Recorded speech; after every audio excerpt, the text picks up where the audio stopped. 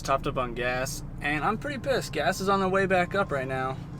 Sorry, trying to pause my music. Gas is on the way back up. I just paid here at Circle K. It was $5.09 a gallon, and I had a 20-cent off card from doing some weird Circle K thing. Like at the start of the month, they had like a day where you could get cheaper gas for like 2 hours, and if you pulled up in line, they gave you a gas card. So I got that, and it helped, but it expires in 2 days, unfortunately. So yeah, freaking, if you didn't see it last year, I got a fat chunk missing out of my hand. Doesn't look like much on camera, but definitely deep. Making one of the door bars, I pinched my hand and it just ripped some skin off. But I also noticed at this Circle K, I don't know if they're doing it at every Circle K, but it's all self-checkout now. It's weird. It's like, I don't get the automation thing. Like, they still have clerks behind the counter, and like the self-checkout at Circle K is actually pretty convenient because Circle K kind of sucks in that aspect. Because like Quick Trip, those cashiers are like on crack 24/7. They can handle like 4 registers at once while pumping your gas and then like mopping the floor. Like, those dudes earn their keep. But Circle K employees are super lazy. So I'm not against the automation here. But like, why is everything going freaking self-checkout? Like, I ain't getting paid to check out my own stuff. Why do I want to do it? But anyway, we got some orange juice. Get that vitamin C. We got some protein milk. Because, you know, we're trying to get them gains. Let's get down to the shop. We got some more work to do today. And, yeah, that coil pack for the Miata, finally selling it, as long as this dude doesn't flake. Every time I've tried to sell a Miata part, they always never show up. So, we'll see. We made it.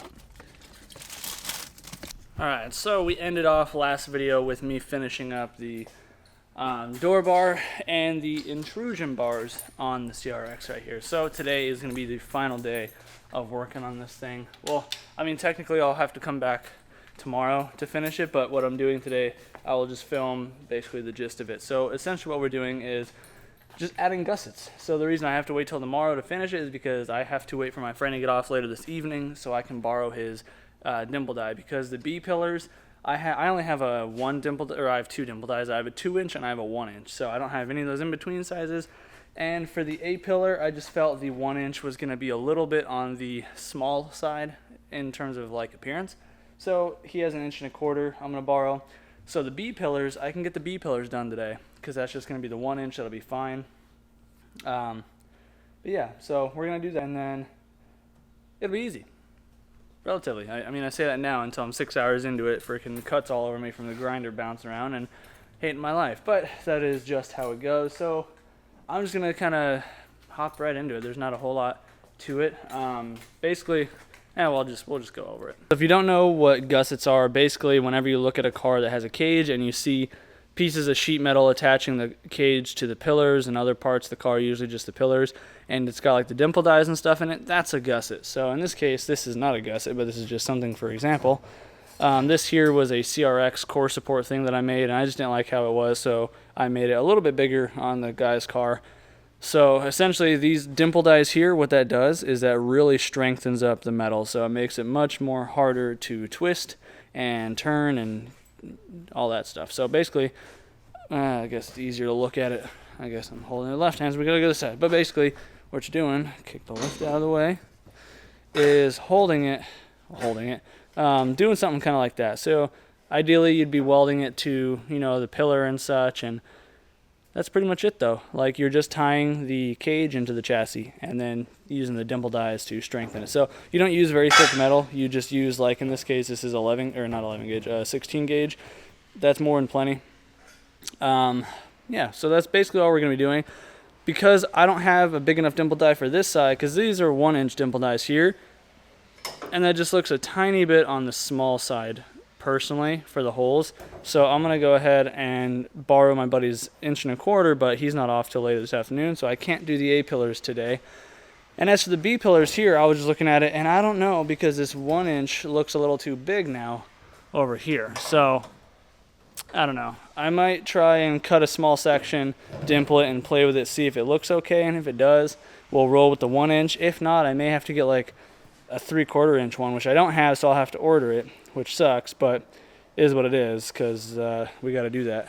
The reason it sucks that I have to order one is because this is one of those things where I rarely use the tool. So the 1-inch I bought because I needed the 1-inch at the time, same with the 2-inch, and they're not cheap. Usually if you're buying even like Eastwood ones, they're quite expensive. There is a couple smaller ones on eBay or Amazon that you can buy, but really anything over 1-inch is going to be around $100 a pop.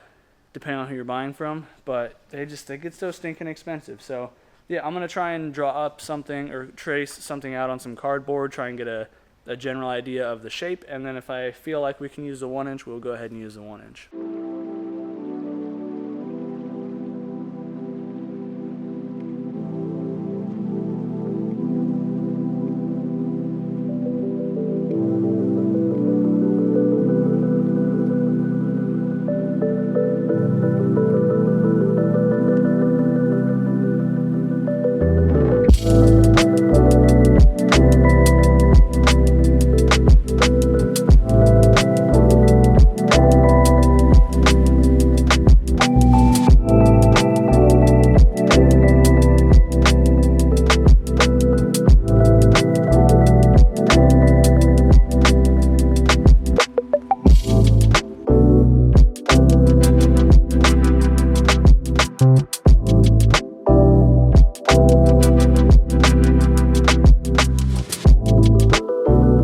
So you can kind of see what I got going on here with the cardboard and the tape. So basically, I just got to find a way to capture this and transfer it to some sheet metal. So it's not totally flat like we talked about earlier because the cage on the top portion comes forward of the B-pillar. So I will have to contour or contort, whatever the word would be, the metal a little bit.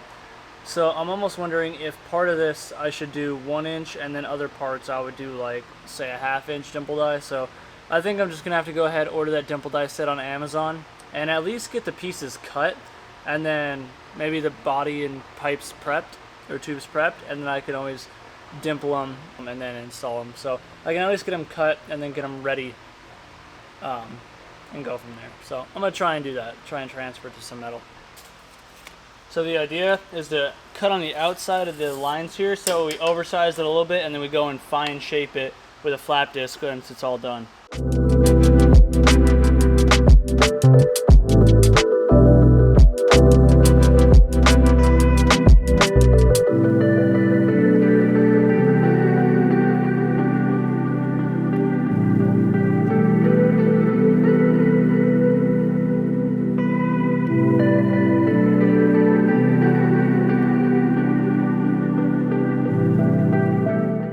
So now the issue that I'm having is trying to do this in one piece is not going to happen because where this cage is placed, the top half of the bend is forward of the B-pillar, and you can tweak the sheet metal a little bit, but even at 16 gauge this stuff barely wants to rotate like that.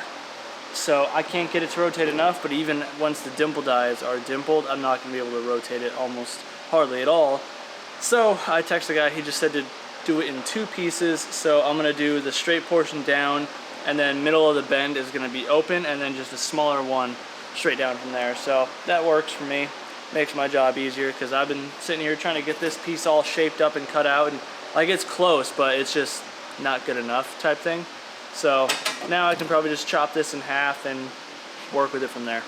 So this is kind of what we're looking like right here. I know it's kind of hard to see because the lighting is kind of funkier here, but this bottom piece does have to be twisted, but it's at least not enough tension since the piece is now smaller that I can contort it how I need. So yeah, I definitely need to order the dimple die set because it's almost looking like I want to do like 1/2 inch up top, 3/4, and then 1 inch down here at the bottom.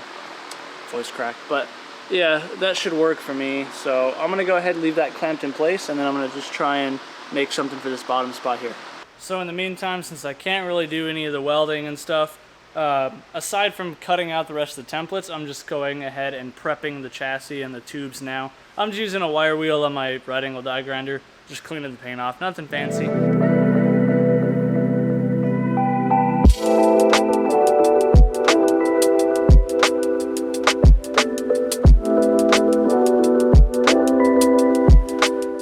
I'm not even gonna lie, dude, doing gussets is actually pretty dang hard. So I think I've got it about as good as I can get it. So the front ones, those are pretty good. So this is, for example, this passenger side one, just kind of sits in right there, and I'll be able to weld that pretty easy. I already got all the corners cleaned up, so those are good to be dimpled once I get the die. So, but doing, for example, like right here, and it's much harder again because this B-pillar sits further back than the roll bar itself. So basically did the 2 pieces. This one's pretty nice right there. I'm pretty stoked on that.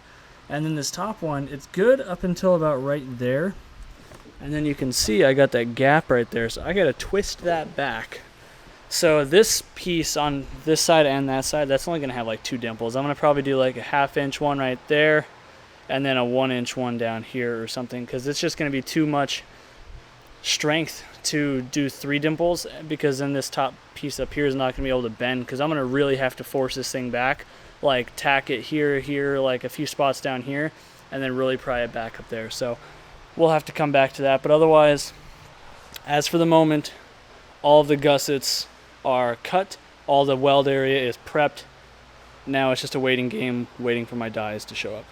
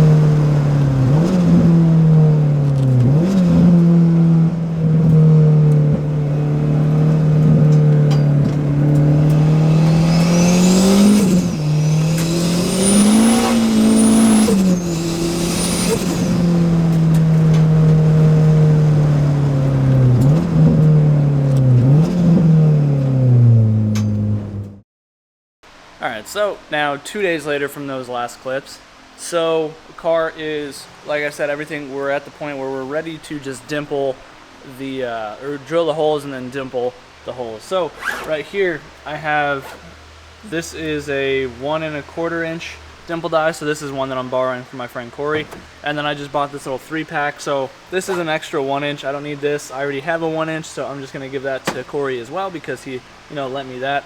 Don't need 2 1 inch dimple dies, so just being a nice guy. So this one is a 3/4 inch, and then this one is a 1/2 inch. So because I just needed the smaller ones, so the 1 1/4 inch is primarily what I'm going to be using for the 8-pillar ones here, because that's pretty wide, so I figured that would look the best.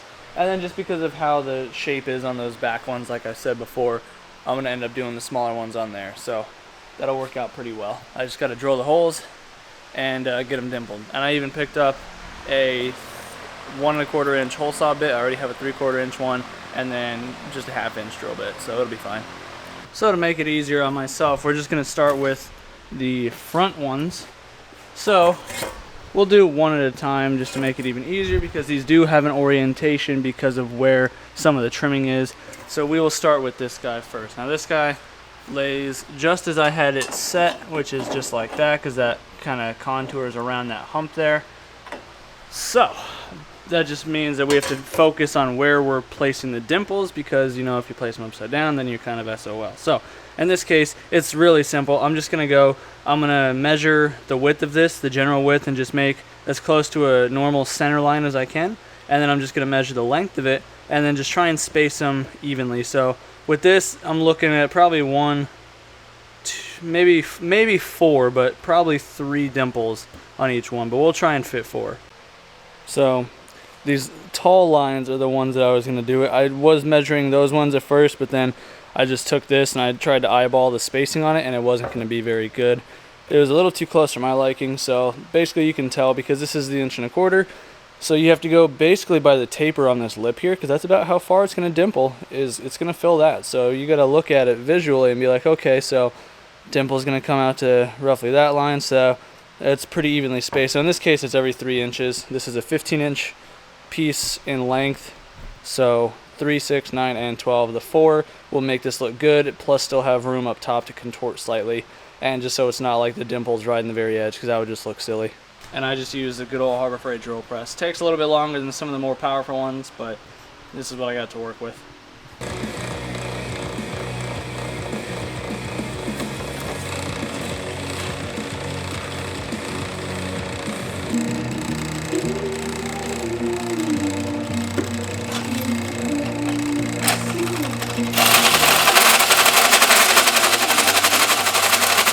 I'm not gonna lie, I did goof on this one, so that one's perfect. Like, I'm super stoked on that. It looks good, fits good in the car.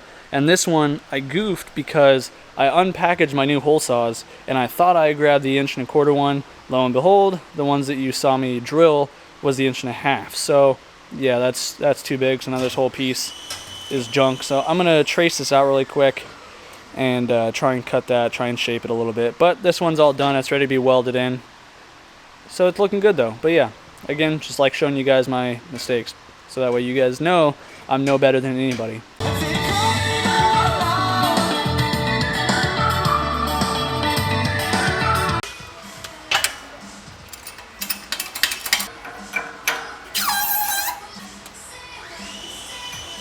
After getting some nice metal slivers in my thumb, these things are finally done. So these are looking great. Look at that. Looking awesome. So the other two are already done. They're just sitting on the car.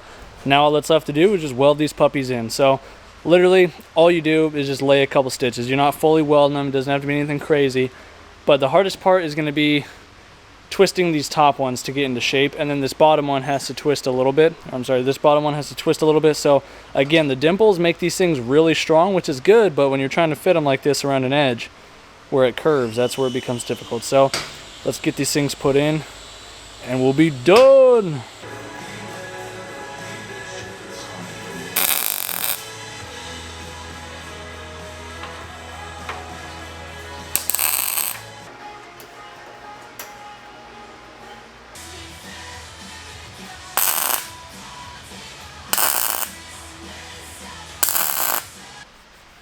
All right, I think we are finally done. So all the gussets are welded in. It looks good to me. The only concern I have is with whether the guy is going to be okay with the length of the gussets per se, because I know he wanted him to fill as much as he could, but I mean, I don't know. The guy's been super chill about everything else, because I mean, I may have been able to tuck this up a little bit more up there, but also being able to get to the cleaning area and, you know, just with the contouring, because the chassis twisting up as compared to the cage type thing. I got the rear ones in with a little bit of a fight, but they are in nonetheless.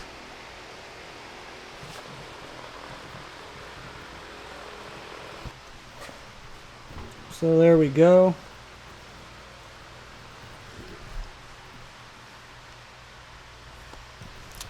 So I mean, visually, this could have came up a little bit higher, but physically, I don't know that I could have got that metal to contort or twist anymore, because you can really see this is back like a good inch or so from the tube. So realistically, that's the best that I could do, and I'm stoked on it.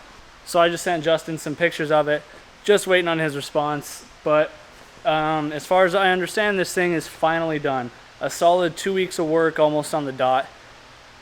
And I am stoked. All right, so after letting the metal cool, I went through, laid some stitches instead of just the tacks. Yeah, we're done. We're good. The guy said it looks awesome. All right, well, CRX is done, like I said. I was going to try and tie this into him picking it up to looking at it, but it's going to be a couple weeks because he's out of town on business. I'm about to go out of town in 2 days for the Tail of the Dragon stuff, so I'm just going to end the video off here. If you did enjoy it, though, be sure to let me know in the comments down below. A lot of you guys were super supportive on the progress of the car and stuff, and I am very stoked on it myself. Again, I'm proud. Give yourself a pat on the back when you know you're doing something good. So this is one of those cases where it's like, I know I'm learning. I know I did a good job on that car. I'm confident the guy is going to be safe, and I'm confident the guy's going to be stoked on it. So like you guys said, F the haters type thing. But if you want to help support the channel, I have a P.O. box if you guys didn't know. I've had it for like 2 years now. A few of you guys send me some stuff every now and again. I truly appreciate it. It's one of the coolest feelings ever. But that is at the top of the video description. If you want to help support the channel, otherwise, I have a big car tow page where you can find my metal products and my merch. And also, speaking of merch, the SD Fab shirts will be live by the time this video goes up, but only for a limited time. I will have them up for a couple of days, probably through the end of the week, and that will be your chance to get them, because after that, they will be no mas. I will be doing a different design later on, but, you know, yeah, limited design, so get them while you can. Anyways, guys, do what you love, forget about the rest, and we'll see you in the next one at Tail of the Dragon. Peace out.